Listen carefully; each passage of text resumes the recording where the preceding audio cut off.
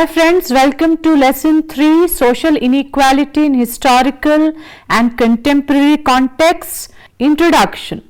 Social inequality is characterized by the existence of unequal opportunities and rewards for different social positions or statuses within a group or society. It contains structured and recurrent patterns of unequal distribution of goods, wealth, opportunities, rewards and punishments.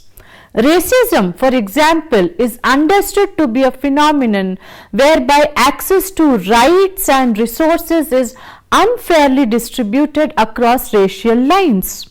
Social inequality is the state of unequal distribution of valued goods and opportunities. All societies have social inequality. Social stratification analysis requires a macro-sociological perspective in order to view societal systems that make inequalities visible.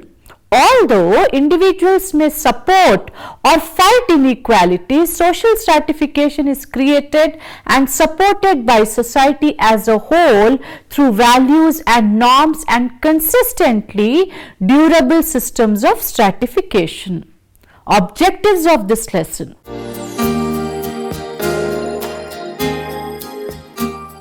After completion of this lesson, you will be able to understand the persistence of social inequalities in historical and contemporary contexts.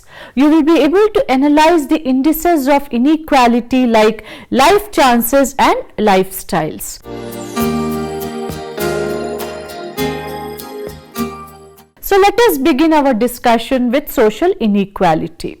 Social inequality is defined as the imbalance of opportunities and rewards between a group, race or ethnicity in a society. Social inequality affects health, values, politics and more. Social inequality is existence of unequal opportunities and rewards for different social positions or statuses within a group or society. Social inequality has several important dimensions. Income, one of the dimensions of inequality, is earnings from work or investments, while wealth is total value of money and other assets excluding debts. The other important dimensions include power, occupational prestige, schooling, ancestry and race and ethnicity. In every society, some people have a greater share of valued resources like money, property, education, health and power when compared to others. These social resources can be divided into three forms of capital according to very famous philosopher Pierre Bourdieu, who was also from France, a very well-known French sociologist in fact. They are economic capital in the form of material assets and income, cultural capital such as educational qualifications and status, and social capital in the form of networks of contacts and social associations. Often these three forms of capital overlap and one can be converted into other. Sociologists use the term social stratification to refer to a system by which categories of people in a society are ranked in a hierarchy. This hierarchy then shapes people's identity and experiences, their relations with others, as well as their access to resources and opportunities. There are two main ways to measure social inequality. Firstly, inequality of conditions. Secondly, inequality of opportunities. The inequality of conditions refers to unequal distribution of income, wealth and material goods. Housing, for example, is inequality of conditions with homeless and those living in housing projects sitting at the bottom of the hierarchy, while those living in lavish mansions and bungalows are on the top. Inequality of opportunities. refers to the unequal distribution of life chances across individuals. This is reflected in measures such as level of education, health, status and treatment by the criminal justice system. Discrimination of an individual, community and institutional levels is a major part of the process of reproducing social inequalities of race, class, gender and sexuality. The task of contemporary stratification research, therefore, is to describe the counters and distribution of inequality and to explain its persistence despite modern egalitarian or anti-stratification values. The evolution of social inequalities can be understood by classifying various types of stratification systems like this. When we talk about hunting and gathering society, it includes tribalism, which included hunting chiefs, shamans and magic skills and other tribe members. This had very low level of inequality. When we talk about horticultural and agrarian society, which was further classified into Asiatic, feudal, slavery and caste, all these systems had high inequality. When we come to industrial society, which was further classified into class reflecting medium to high inequality, state socialism which showed low to medium inequality and advanced socialism which had medium inequality.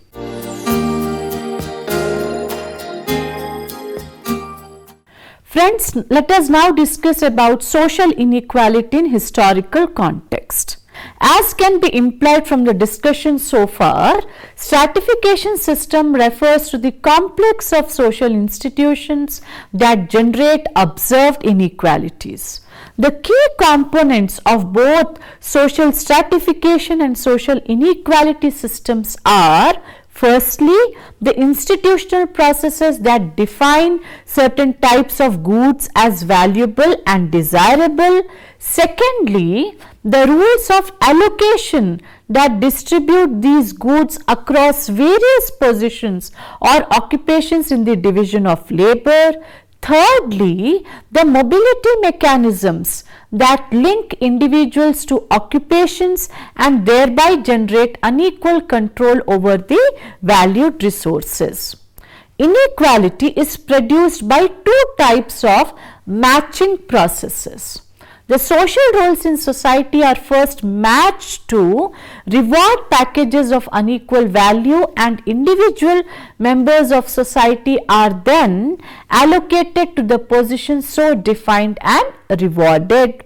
In historical context, the social inequality can broadly be categorized on the basis of these factors: economic ownership of land, farms, factories, professional practices, businesses, liquid assets, humans, that is slaves, labor power, that is serfs. This has been written by German scholar Karl Marx and American sociologist Eric Wright. They have extensively covered about this.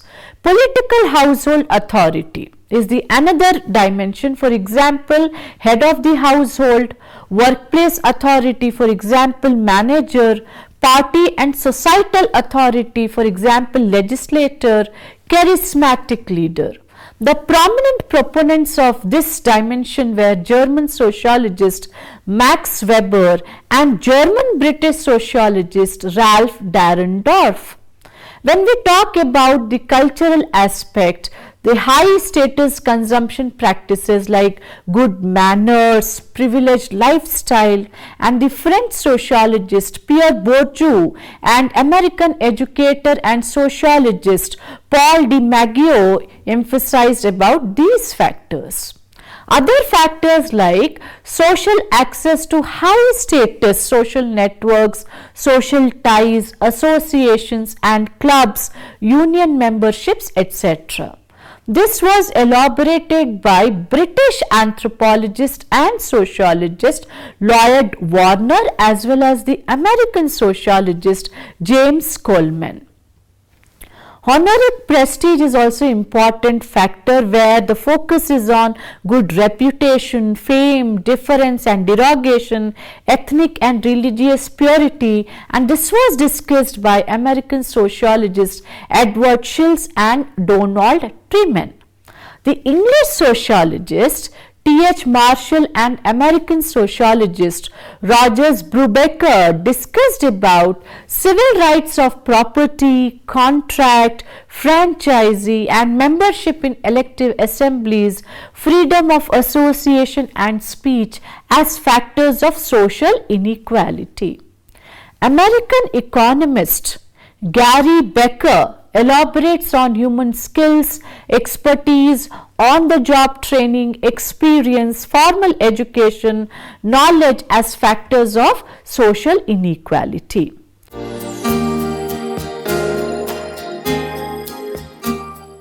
Now, when we discuss about slave system, it is very clear it is the oldest and most closed stratification system, which is slavery. Slave system refers to ownership of people as against the class system's ownership of people's labor. It involves a situation in which one group or individuals, often known as masters, claim ownership of another group or individuals called slaves, such that the privileged group or individuals take upon themselves the power to use, command, abuse and possess the fruits of the underprivileged groups or individuals' labor. In slave system, therefore, the slaves are the properties of their masters. In this system, vertical social mobility is exclusively closed and social statuses are determined absolutely by ascription.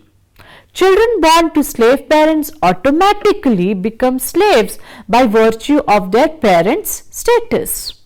In ancient times, most people acquired status of slaves either through conquest or inability to pay debts. The need for more people on farmland encouraged slavery to thrive through the Middle Ages.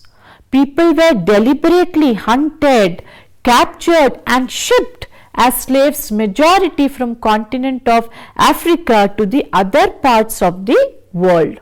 The global dimension of slavery eroded cultural authenticity. It increased inequality as well as brought about the underdevelopment of the third world countries at the expense of the development of first world countries, among other disadvantages. Today, slavery still persists in some parts of Africa, Asia and South America, where people are taken as prisoners of war in ethnic conflicts, where women and girls are captured in wartime or kidnapped from their neighborhoods for prostitutes and sex slaves, where children are sold by their parents to become child laborers, and where workers are abused, tortured and too terrified to leave because of deaths, among others.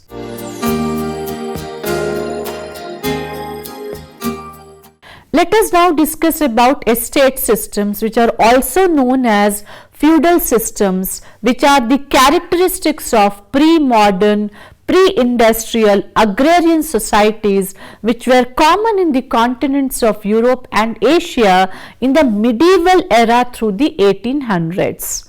This system was based on land ownership because farming was the predominant occupation and there were no machines to produce goods. At the upper echelon were the landed nobility, that is those who owned large areas of land on which the serfs labored, and the lower cadre comprised the serfs, those who typically represent the poor under the arbitrary control of the nobles. Under feudal systems, to own land was to control power. Land was considered the property of God under the trust of monarch being God earthly representative. This was in turn consolidated in the hands of chieftains or nobles. Estate systems were based on a very strong social structure as rooted in the belief systems that recognized the supremacy of God. It was believed that God had already established social order and it was not for any moral man to question such ordering. Instead, every man was expected to simply follow the divine ordering, whether favorable or unfavorable. In the divine ordering, there were different levels with respective different rights and privileges. For example, the serf, although not slaves, were subject to their feudal lords who had the power to control their behaviors. Since the serf had very little opportunity to change her or his social status, there was restricted social mobility in this system of social stratification. Estate systems thrived in Europe till French Revolution of 1789, which violently overturned long existing social order.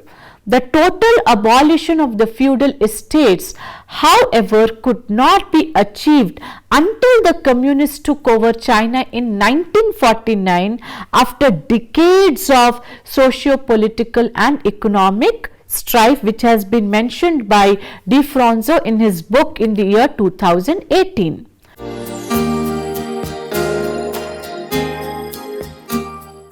When we talk about caste systems, caste is the social stratification which exists only in India or probably some pockets of Asia.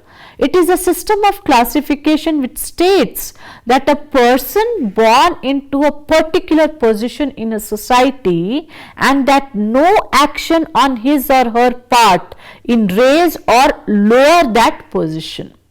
The term caste is derived from Portuguese word casta, which means a group. When an individual born into a caste, he remains to be a member of the same caste forever. It is an ascribed group.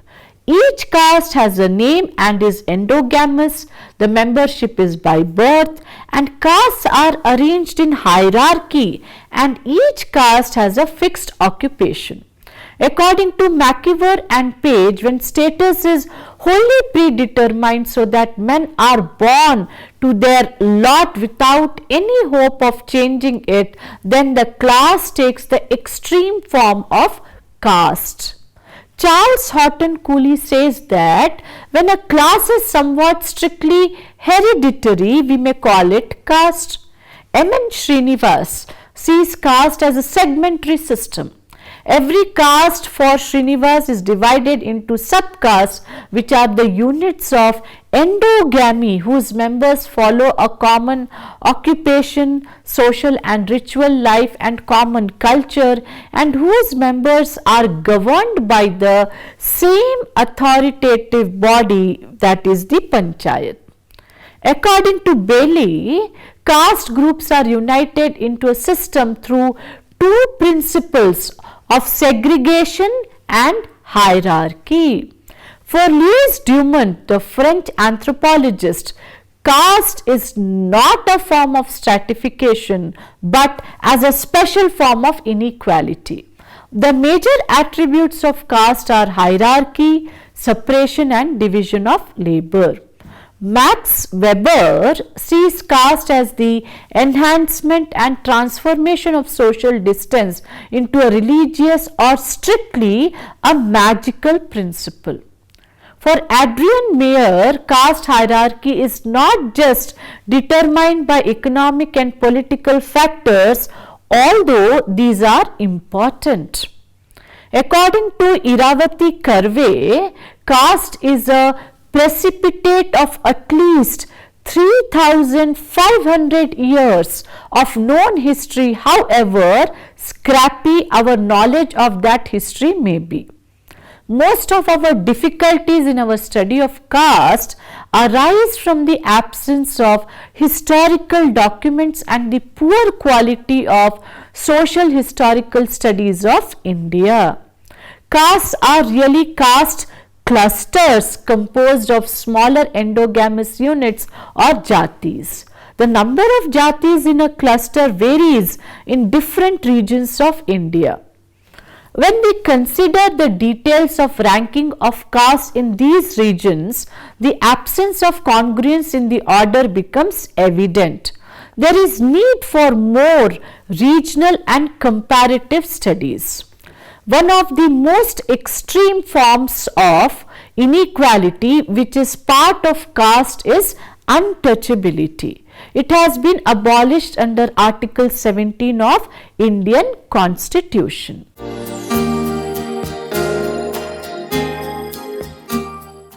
Let us now discuss about social inequality in contemporary context. In contemporary context, the most visible form of social inequality is reflected in class system. Class system is a common feature of industrial society because industrialization itself is a product of individual efforts in a free market resulting in differing individual wealth. By definition, class system is a system of stratification whereby people are classified according to their economic possession. Generally, sociologists use income, wealth, type of occupation, level of education, lifestyle and material possession to categorize people into social classes. Class system was said to begin when individuals started amassing wealth to themselves at the detriment of others, thereby creating social inequality. Class system is more flexible and open than other systems of stratification such as slave, estate and caste system because it allows social mobility. This is because class system is based more on achievement than ascription, that is, the status is achieved and not ascribed by birth. Although an individual is born into a given social ranking in class system of stratification, such individual has relatively equal opportunity to move either upward or downward based on her or his personal efforts, knowledge and skills. While these qualities do not aid any movement in caste or slave societies, they often determine social mobility in class societies. The United Nations World Social Report 2020 elaborates on inequality in rapidly changing world. The factors of social inequality include technological innovation, climate change, urbanization and international migration. Technological change can be an engine of economic growth offering new possibilities in healthcare, education, communication and also productivity. But it can also worsen wage inequality and displace workers. The world is in midst of rapid, revolutionary and often disruptive technological breakthroughs. Advances in biology and genetics, robotics and artificial intelligence, advanced printing and other digital technologies are transforming economies and societies with unfolding and often unforeseen consequences. The potential of new technologies to foster sustainable development can only be realized, however, if everyone has access to them. However, the new technologies are reinforcing various forms of inequality and creating new digital divides. Access to basic technologies such as mobile phones has improved rapidly, but there are gaps in access to the internet and computers which still persist. The potential of new technologies is particularly strong for youth, but it can also widen the divide between younger and older people. The accelerating impacts of climate change are being felt around the world, but the poorest countries and groups are suffering most, especially those trying to eke out a living in rural areas. Climate change is affecting both the prevalence and depth of poverty, thereby contributing to inequality. It is making it harder for people to escape poverty and is increasing their vulnerability to falling into poverty due to price shocks caused by sudden changes in agricultural production, natural disasters, and environmentally triggered health problems. Urbanization offers unmatched opportunities, yet cities find poverty and wealth in close proximity, making high and growing levels of inequality all the more glaring. For the first time in history, more people now live in urban than in rural areas. Over the next 3 decades, all population growth is expected to occur in cities, which will also draw in rural populations through migration. This transformation has implications for every aspect of sustainable development, including inequalities. Cities are catalysts for economic growth, innovation and employment. However, the urban areas are more unequal than rural areas. In most cities and towns, areas characterized by high levels of wealth and modern infrastructure coexist with pockets of severe deprivation, often side by side. The urban divide has economic, social and spatial dimensions. International migration allows millions of people to seek new opportunities and can help reduce global disparities, but only if it occurs under orderly and safe conditions. Migration does not arise only from inequality or failed development. Middle income countries send more migrants abroad than low income countries. In general, migration takes off once countries have started to grow economically and develop. Industrialization and urbanization have long been associated with massive displacements of people, mostly from rural to urban areas, but also across countries. As countries develop, more people have the economic means to migrate. Improvements in education and access to ideas, information and affordable transportation often increase the desire and opportunities to migrate.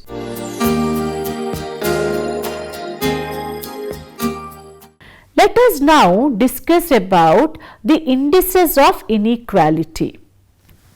Life chances and lifestyles are 2 significant indices of inequality. Let us first discuss about life chances. Life chances is a theory which was propounded by famous sociologist Max Weber. This term embraces the description of opportunities and recourses that one gets to improve the prevailing condition of one's life. Opportunities in this context refer to one's ability to access resources, both visible and intangible goods like food, shelter, clothes and education and health services respectively. Weberian's theory of life chances is extension of some of the Karl Marx ideas. They both agreed on the necessity of economic factors in our life, but Weber explained this theory with more detail. For him, social equality and social mobility are very important aspects to live a prosperous life. Many factors affect our life chances like age, race, ethnicity or gender, social class, status, caste, political influence and so on. Undoubtedly, economic factors play a crucial role as it provides resources to grab more chances in life. We cannot even generalize these aspects for everyone. Life chances is a subjective and abstract term, and it gets influenced by social stratification in many ways. When we talk about lifestyles, actually lifestyles defines our way of living.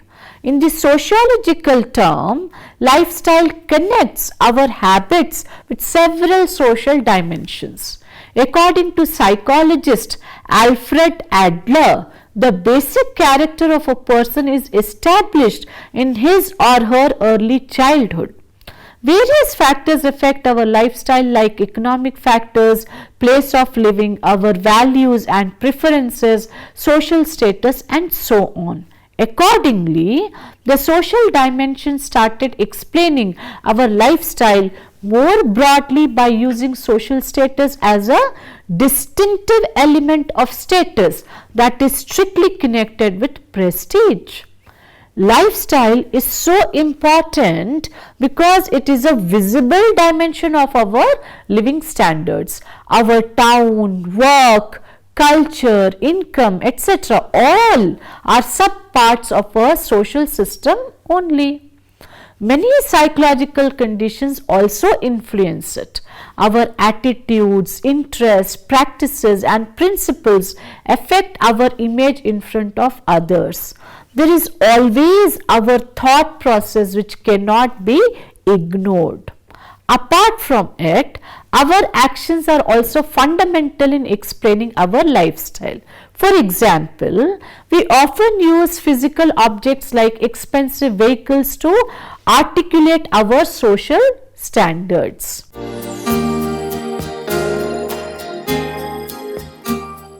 Social inequality is the state of unequal distribution of valued goods and opportunities. All societies have social inequality. Examining social stratification requires a macro-sociological perspective in order to view societal systems that make inequalities visible. Although individuals may support or fight inequalities, social stratification is created and supported by society as a whole through values and norms and consistently durable systems of stratification. In this lesson, we have tried to understand social inequality in historical and contemporary times, and the indices of inequality like life chances and lifestyles have also been discussed.